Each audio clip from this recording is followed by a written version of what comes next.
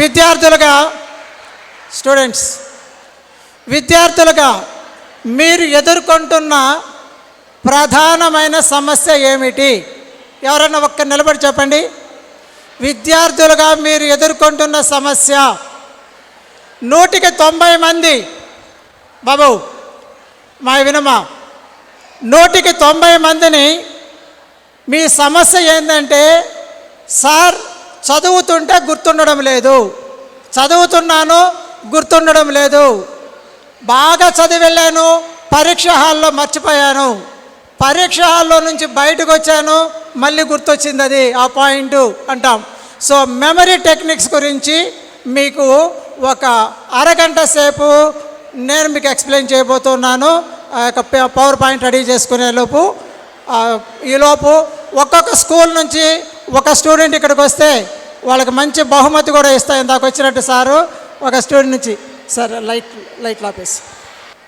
So మొదటి ప్రశ్న ఒక 2-3 ప్రశ్నలతో స్టార్ట్ చేద్దాం. What is memory? మెమరీ అంటే జ్ఞాపక శక్తి అంటే ఏమిటి? సార్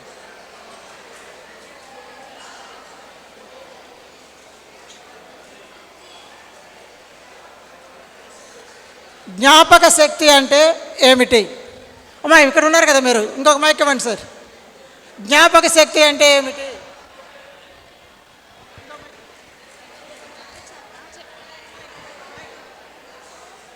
ఏదైనా చేస్తే అది మన మైండ్లో గుర్తుండేదాన్ని జ్ఞాపక శక్తి అంటారు.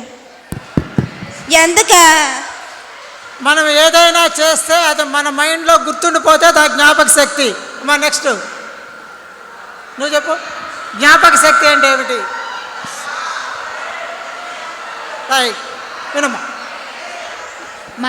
మనం చేసే ఏ పనైనా గుర్తు పెట్టుకొని చేయడం. మనం చేసే ఏ పనైనా గుర్తు పెట్టుకొని చేయడం అంటే నువ్వు గుర్తు పెట్టుకోకుండా కూడా చేయగలవా? లేదు సార్. సరే, ఇంతగా గుర్తు పెట్టుకోవడం అంటే ఏందమ్మా? గుర్తు పెట్టుకోవడం అంటే ఏమిటి? సో జ్ఞాపక శక్తి ఇంప్రూవ్ అవ్వాలంటే స్టూడెంట్స్, జ్ఞాపక శక్తి ఇంప్రూవ్ అవ్వాలంటే ప్రధానంగా మనకు తెలియాల్సిన అంశము జ్ఞాపక శక్తి అంటే ఏందో తెలియాలి. What is memory? ఎందుకు వస్తుంది sir?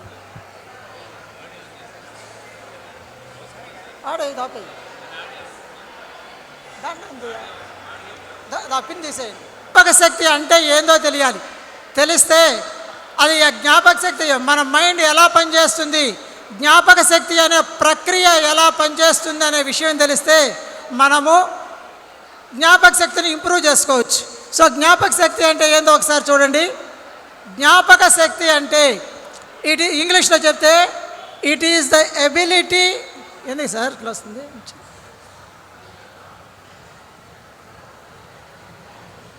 It is the ability of the ఎక్కడి నుంచి okay it is the ability of the mind to receive, to retain and reproduce the information. మన యొక్క వాస్తవాలను కానీ, సంఘటనలను కానీ, లేదు ఒక భావాలను కానీ నిక్షిప్తం చేసుకొని మనసులో ఉంచుకొని అవసరమైనప్పుడు బయటికి తీసుకురాగలిగితే అది జ్ఞాపక శక్తి.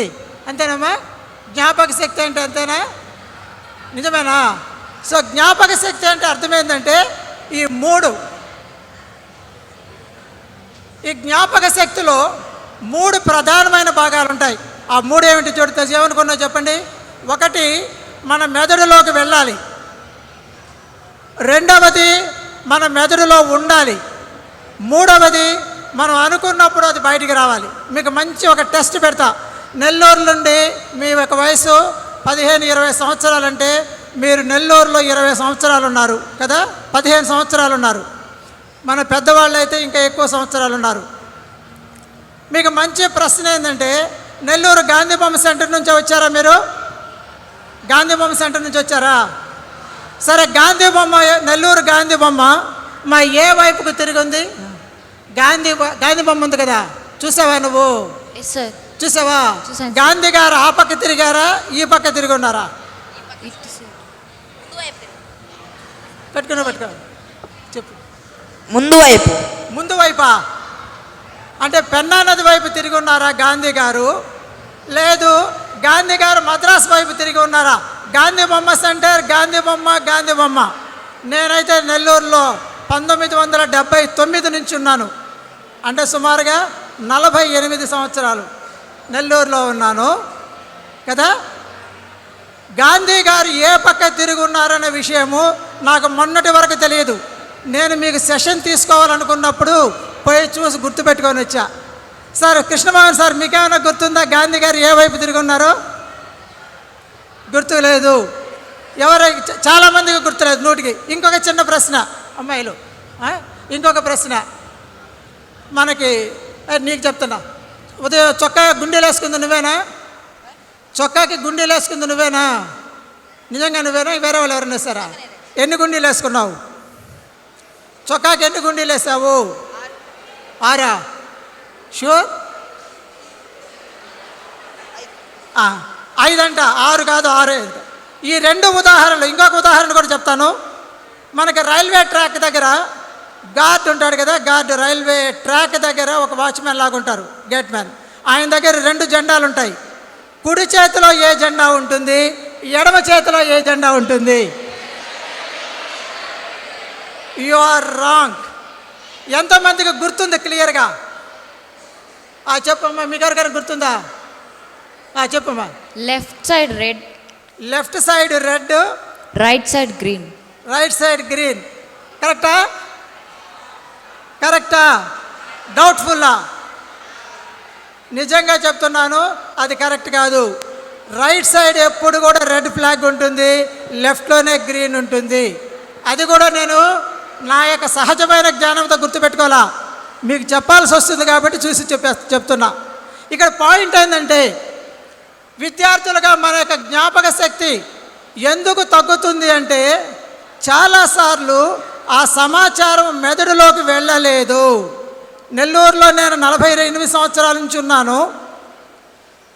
కానీ గాంధీ బొమ్మ ఏ పక్కకి తిరిగి ఉందనే విషయాన్ని నా మెదడులో గుర్తుపెట్టుకోవాలని నేను గుర్తుపెట్టుకోలేదు కాబట్టి నాకు తెలియదు. నేను ఆ దారిలో పోతూనే ఉన్నా. ఉదయాన్నే అబ్బాయి చొక్కాయి వేసుకున్నాడు, ఎన్ని గుండీలు ఉన్నాయని వాడికి అవసరమా? తెలియకుండానే. సో మొదటి అంశం ఏంటంటే జ్ఞాపక శక్తికి. Sir next one. సో ఎంత బలంగా ఉందో చూసాము. Next yes. సో బాగా వినండి. జ్ఞాపక శక్తి బాగుండాలంటే, బాబు వినమా, మీ యొక్క జ్ఞాపక శక్తి బాగుండాలంటే మీరు గమనించాల్సింది ఈ 3 సూత్రాలు. 1, ఆ యొక్క సమాచారము మీ మెదడులోకి వెళుతుందా? ఇప్పుడు స్టూడెంట్స్గా మీరు చెప్పండి, మీ టీచర్ చెప్పే సమాచారము ఎంత మీ మెదడులోకి పోతుంది? సమాచారమే లోపలికి పోకపోతే నాకు జ్ఞాపక శక్తి లేదు, నాకు గుర్తుండలేదు ఎట్టంటారు? చాలాసార్లు మనం అటెంటివ్గా వినకపోతే, సమాచారమే మెదడులోకి పోకపోతే, ఇందాక నేను చెప్పిన ఉదాహరణలాగా పోకపోతే మాత్రము మనకి ఆ యొక్క అంశము గుర్తుండే సమస్య లేదు. సో మొదటి అంశము మనం గుర్తుపెట్టుకోవాల్సింది, జాగ్రత్తగా సమాచారాన్ని లోపలికి పోనివ్వాలి. అంటే పాఠాలు వినాలి, శ్రద్ధగా చదవాలి. అది మొదటి అంశం. 2వది, మనము చదివినవన్నీ మీకు బాగా గుర్తుంటున్నాయా? నీకు అబ్బాయికి స్వామికి మీకు చదివినవన్నీ గుర్తుంటున్నాయా స్వామి? అన్నీ గుర్తున్నాయా? ఏం గుర్తుంటున్నాయి, ఏం గుర్తుండలేదు? అన్నీ గుర్తుంటాయి. చెప్పులే, మైకులో చెప్పు. చెప్పమ్మా. సార్ మనకి ఇష్టమైన సబ్జెక్ట్స్ అయితే గుర్తుంటాయి సార్. వండర్ఫుల్. మనకి ఇష్టమైనవి అయితే గుర్తుంటాయి, ఇష్టం కాకపోతే అవి గుర్తుండి వెళ్ళిపోతాయి. అంటే మీ ఇష్టము అది, వాటి ఇష్టమా నీ ఇష్టమా? అది నాకు ఇష్టం సార్. అంటే సబ్జెక్ట్కి నువ్వంటే ఇష్టం ఉండాలనా, నీకు సబ్జెక్ట్ అంటే ఇష్టం ఉండాలి? నాకు సబ్జెక్ట్ అంటే ఇష్టం ఉండాలి సార్. అంతేగాని సబ్జెక్ట్లో తప్పేం లేదంటావు? అలానే తప్పు, కానీ సబ్జెక్ట్లో ఏం తప్పు లేదు కదా. వండర్ఫుల్. సో 2వ అంశము, సమాచారం లోపలికి వెళ్ళేదానికి సంబంధించి ఎప్పుడు మనము దాన్ని తీసుకుంటామంటే, ఈ సమాచారం నాకు అవసరము అనుకున్నప్పుడు మాత్రమే, మనము ఆ సమాచారాన్ని లోపలికి పానిస్తున్నాం. ఇందాక ఉదాహరణ చూసాం కదా. అదేవిధంగా మీరు పాఠశాలల్లో పాఠాలు వినేటప్పుడు, నేను పరీక్షలో పాస్ అవ్వాలి, నేను పరీక్షలో పాస్ అయ్యేదానికి నాకు ఈ ప్రశ్నలు అవసరము, ఈ యొక్క జ్ఞానం అవసరమని అనుకొని మీరు జాగ్రత్తగా వింటే మాత్రమే అది లోపలికి పోతుంది. రెండో పాయింట్కి వస్తే భద్రపరచడం. మన మెదడులో మన మెదడులోకి వెళ్ళిన సమాచారాన్ని ఏ కాకో గద్ద వచ్చి తన్నుకొని పోకూడదు, అది లోపల ఉండాలి సమాచారం. అక్కడ చాలా సందర్భాల్లో ఏమవుతుందంటే సమాచారం లోపల ఉండదు. సార్ నెక్స్ట్ నెక్స్ట్ వెనక్కి వచ్చేయండి, వెనక్కి వచ్చేయండి, వెనక్కి వచ్చేయండి, వెనక్కి ఇంకా వెనక్కి రండి సార్. ఓకే సరే, మూడింటి గురించి మళ్ళీ ఇంకా వివరంగా చెప్తాం మళ్ళీ. సో రెండవది ఏంటంటే సమాచారము మెదడులో ఉండాలి, ఉండకుండా వెళ్ళిపోయిందంటే ఎటువంటి పరిస్థితుల్లో వెళుతుంది అనేది మళ్ళీ చూద్దాం. మూడవది సమాచారం లోపలికి వెళ్ళింది, సమాచారము లోపలే ఉంది కానీ బయటికి రావడంలా. ఆ సందర్భాలు ఏమైనా ఎదురైనాయా మీకు అమ్మాయిలు? ఎప్పుడైనా సమాచారం మీకు మైండ్ లోపల ఉండి బయటికి రాకుండా లోపల దాముకుందా సమాచారం ఎప్పుడైనా? లేదా ఉందా? ఇప్పుడు చెప్పమ్మా. టీచర్స్ క్వశ్చన్స్ చేసినప్పుడు భయంతో ఆగిపోతుంటాం సార్. టీచర్స్ క్వశ్చన్ వేసిన అప్పటి వరకు సమాచారం ఉంటుంది, టీచర్స్ క్వశ్చన్ వేసినప్పుడు రాదు. మీకు గుర్తుందా ఎగ్జామినేషన్ హాల్లో రైట్ ఎగ్జామినేషన్ హాల్ నుంచి బయటకు వస్తానే ముఖ్యంగా అమ్మాయిలు అబ్బబ్బబ్బబ్బబ్బబ్బబ్బ మర్చిపోయాను, నాకు జవాబు తెలుసు, నాకు ఎగ్జామ్ హాల్లో గుర్తు రాలేదు, బయటకు వచ్చిన తర్వాత గుర్తొచ్చింది అనే వాళ్ళు ఎంతమంది ఉన్నారు? ఆ సందర్భాలు మీకు జరిగాయా? మీ అందరికీ జరిగి ఉంటాయి. ఎందుకు? సమాచారం లోపల ఉంది, భద్రంగా ఉంది, బయటికి రాలేదు. దానికి ఏం కారణం కూడా చూద్దాము. సో బాగా గుర్తుపెట్టుకోండి, జ్ఞాపక శక్తిలో 3 భాగాలు ఉంటాయి.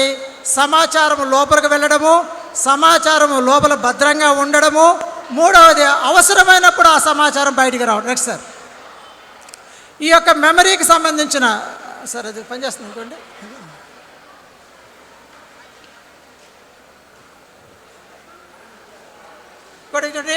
ఇక్కడ మెమరీకి సంబంధించి ఇది ఒక ప్రక్రియ.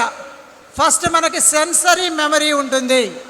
సెన్సరీ మెమరీ అంటే జస్ట్ 1 సెకండ్ మాత్రం ఉంటుంది.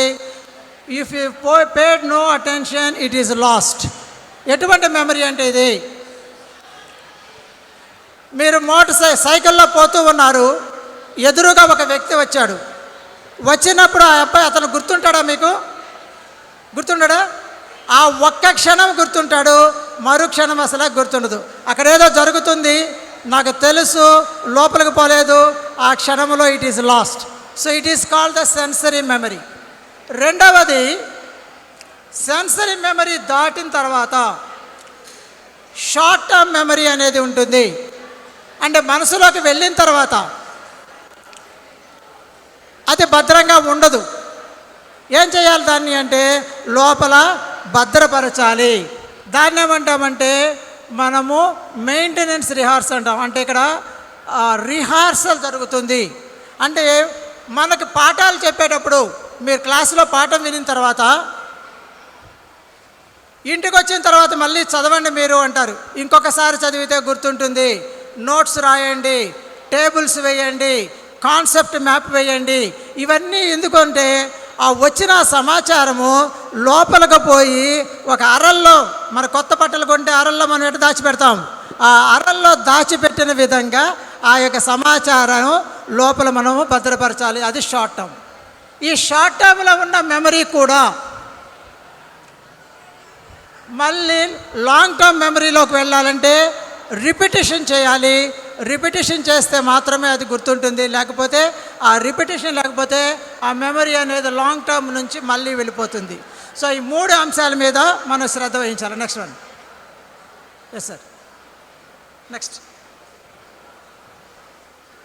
ఓకే సరే, ఇంకా సో ఈ ప్రక్రియ మీకు నేను ఎక్స్ప్లెయిన్ చేశాను. ఇప్పుడు నేను మీకు చెప్పబోయే అంశం ఏంటంటే ఎలాగూ మన యొక్క జ్ఞాపక శక్తిని ఏ అంశాలు ప్రభావితం చేస్తాయి, ఎలా మనము మన యొక్క జ్ఞాపక శక్తిని పెంపొందించుకోవాలి. ఒకటి మీ యొక్క వైఖరి. మీరు కానీ నాకు మంచి జ్ఞాపక శక్తి లేదు అని మీరు మైండ్లో అనుకున్నారంటే ఏమవుతుందో తెలుసా? మీ మైండ్ అంటుంది నువ్వు గుర్తుపెట్టుకోవాల్సిన పని లేదులే పో అంటుంది, నువ్వు గుర్తుపెట్టుకోవాల్సిన అవసరం లేదులే పో అని చెప్తుంది. సో ఎప్పుడైతే నువ్వు మంచి వైఖరి కలిగి ఉంటావో అప్పుడు నీకు జ్ఞాపకిస్తాయి. నీకు అవసరం ఉండాలి, నేను పరీక్షల్లో నేను బాగా రాయాలి అనే అవసరం ఉండాలి. పునశ్చరణ ఉండాలి, పునశ్చరణ అంటే రిపిటిషన్ ఉండాలి. అనేక జ్ఞానేంద్రియాలను మీరు ఉపయోగించాలి. నేర్చుకునే పద్ధతి, విషయ వినియోగము, మానసిక ఒత్తిడి, ప్రాధాన్యాలు. Next one sir. సో చివరిగా మీకు ఒక 5-6 పాయింట్లు జ్ఞాపక శక్తి బాగుండాలంటే ఏం చేయాలని ఒక 6 పాయింట్లతో నేను క్లోజ్ చేస్తాను. సార్ కూడా రెడీగా ఉన్నారు. సో మంచి జ్ఞాపక శక్తి కావాలంటే మా స్టూడెంట్స్ వినమ్మా, కావాలంటే మొట్టమొదటిగా మంచి జ్ఞాపక శక్తి ఉందని నమ్మండి. ఇందాక అన్నాం కదా మీ యొక్క ఆలోచన విధానం అని. చాలామంది ఏమనుకుంటారంటే మా క్లాసులో ఫస్ట్ వస్తుందిలా, వాడి మెదడులో ఇంత గుజ్జు పెట్టాడు దేవుడు, నాకేం అసలు గుజ్జు లోపల పెట్టలేదు, వాడికి జ్ఞాపక శక్తి ఎక్కువ నాకు తక్కువ, అటువంటి భావన ఉంటే నీకు జ్ఞాపక శక్తి ఉండదు. ఎప్పుడైనా కానీ మంచి జ్ఞాపక శక్తి ఉందని నమ్మాలి. ఎక్కువ జ్ఞానేంద్రియాలను ఉపయోగించాలి. ఇంట్లో ఉన్నప్పుడైతే మీరు గట్టిగా చదవండి, కాన్సెప్ట్ మ్యాప్స్ వేయండి, గట్టిగా చదవండి, రాయండి. ఆ విధంగా చేసినప్పుడు ఎక్కువ జ్ఞాపకశక్తి ఉంటుంది. శ్రద్ధగా వినండి, నోట్స్ రాసుకోండి. తర్వాత మనం నేర్చుకున్న సమాచారాన్ని వినియోగించాలి. మానసిక ఒత్తిడిని తగ్గించుకుంటే మనకి ఎక్కువ జ్ఞాపకశక్తి ఉంటుంది. Next one. సో దీన్ని ఎబిన్-గాహాస్ మెమరీ కర్వ్ అంటారు. మీరు నేర్చుకున్నప్పుడు 100% నేర్చుకుంటే 30 నిమిషాలలో మీకు 67% మీరు నేర్చుకునేది మర్చిపోతారు. 1 గంటలో మీరు 40% మాత్రమే గుర్తుంటుంది. ఈ విధంగా తగ్గుతూ ఉన్నప్పుడు మీరు దాన్ని రిపిటేషన్ చేస్తూ పోవాలి. అప్పుడు మాత్రమే జ్ఞాపక శక్తి పెరుగుతుంది. Next one sir. ఇంకా నేర్చుకునే పద్ధతి అవసరము. కాన్సెప్ట్ మ్యాప్ అన్నాం కదా, మీకు డ్రాయింగ్స్ రూపంలో ఒక రౌండ్ వేసి ఎన్ని రకాలు ఉన్నాయి ఏమిటి కాన్సెప్ట్ మ్యాప్లు. మధ్యలో డిస్టర్బెన్స్ లేకుండా చదివితే లోపలికి వెళుతుంది. మ్యూజిక్, ఫోన్ను ఆపేసేయండి. ప్రణాళికాబద్ధంగా చదవండి. శాస్త్రీయమైన చిట్కాలను మీరు పాటించండి. ఈ విధంగా చేయడం వల్ల నెక్స్ట్ వన్, ఈ విధంగా చేయడం వల్ల మీ యొక్క జ్ఞాపక శక్తి మెరుగవుతుంది. సో విద్యార్థులుగా మీరు సార్ చాలా క్లోజ్, విద్యార్థులుగా మీరు మీ యొక్క జ్ఞాపక శక్తిని పెంపొందించేందుకై మొట్టమొదట గుర్తుపెట్టుకోవాల్సింది మీకు మంచి మెమరీ ఉంది. మీరు కృషి చేస్తే, గుర్తుపెట్టుకుంటే మీకు మంచి జ్ఞాపక శక్తిని మీరు ఉపయోగించుకోగలరు అనే విషయం మొదట గుర్తుపెట్టుకోండి. కరెక్ట్ అయిన వినండి, పాఠాలు రివైజ్ చేయండి, రిపీట్ చేయండి. Repetition is the key for the memory అంటారు కాబట్టి ఆ విధంగా చేయండి. పరీక్షల్లో మీరు బాగా ఉత్తీర్ణ అవ్వాలని, మీ జ్ఞాపక శక్తితో మీరు ఎక్కువగా రాయాలని కోరుకుంటూ నాకు ఈ అవకాశం ఇచ్చిన పెద్దలందరికీ ధన్యవాదాలు తెలియజేస్తూ ఉన్నాను. Thank you sir. వీళ్ళకి గిఫ్ట్ ఇచ్చేదానికి 4 గిఫ్ట్ ఇద్దామా. సో ఏదైనా ఇటువంటి ప్రోగ్రాంలు వచ్చినప్పుడు ధైర్యంగా ముందుకు రండి. ఇందాక సార్ వాళ్ళ పిల్లలకి గిఫ్ట్ ఇస్తున్నారు. Thank you sir. Okay, thank you my students. ఇంతవరకు మనకు జ్ఞాపక శక్తి గురించి, మనం ఏదైనా చదివిన విషయాన్ని ఏ విధంగా గుర్తుపెట్టుకోవాలి, ఏ విధంగా చదవాలి అనే విషయాన్ని, మనకు చాలా ముఖ్యమైన విషయాన్ని సారు డొమినిక్ రెడ్డి సారు చాలా క్లియర్గా వివరించారు. సార్ గురించి మీరు సార్ను చూస్తూనే ఉంటారు. మీ ముందు బ్యాచ్లో అడిగితే గత 12 సంవత్సరాలుగా ఇదే కార్యక్రమాన్ని నిర్విఘ్నంగా, అంటే కంటిన్యూస్గా ఇదే టౌన్ హాల్లో నిర్వహిస్తున్నారు. సార్ గురించి మీకు కొంత తెలియజేయాలనుకున్నాను. శ్రీ కె డొమినిక్ రెడ్డి గారు ఇందుకూరుపేటలోని ఎంకేఆర్ ప్రభుత్వ హై స్కూల్ ప్లస్లో ఇంగ్లీష్ ఉపాధ్యాయులుగా సేవలందిస్తున్నారు. ఆయన అనుభవజ్ఞుడైన గురువుగా విద్యార్థుల విద్యా అభివృద్ధికి నిబద్ధతతో పనిచేస్తున్నారు. ఇంగ్లీష్, మానసిక శాస్త్రం, విద్య, తత్వశాస్త్రం, యోగా మరియు కౌన్సిలింగ్ వంటి విభిన్న రంగాల్లో ఆయన ఉన్నత విద్యను అభ్యసించారు.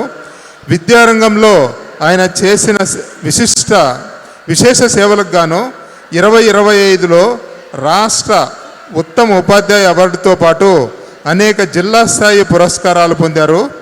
విద్యార్థుల చదువు నైపుణ్యాలు మెరుగుపడేలా మార్గనిర్దేశం చేసే 2 ప్రేరణాత్మక పుస్తకాలను కూడా ఆయన రచించారు. ఉపాధ్యాయుడిగా మాత్రమే కాకుండా కౌన్సిలర్గా కూడా విద్యార్థులకు మానసిక ధైర్యం మరియు ఆత్మవిశ్వాసాన్ని నింపి అందిస్తున్నారు. విద్యార్థులు క్రమశిక్షణతో, లక్ష్యంతో ముందుకు సాగి జీవితంలో విజయం సాధించాలని ఆయన ఎల్లప్పుడూ ప్రోత్సహిస్తున్నారు. అలాంటి సారికి గట్టి చప్పట్లతో ఒకసారి సన్మానిద్దామా? ఇంకోసారి గట్టిగా. Okay, thank you.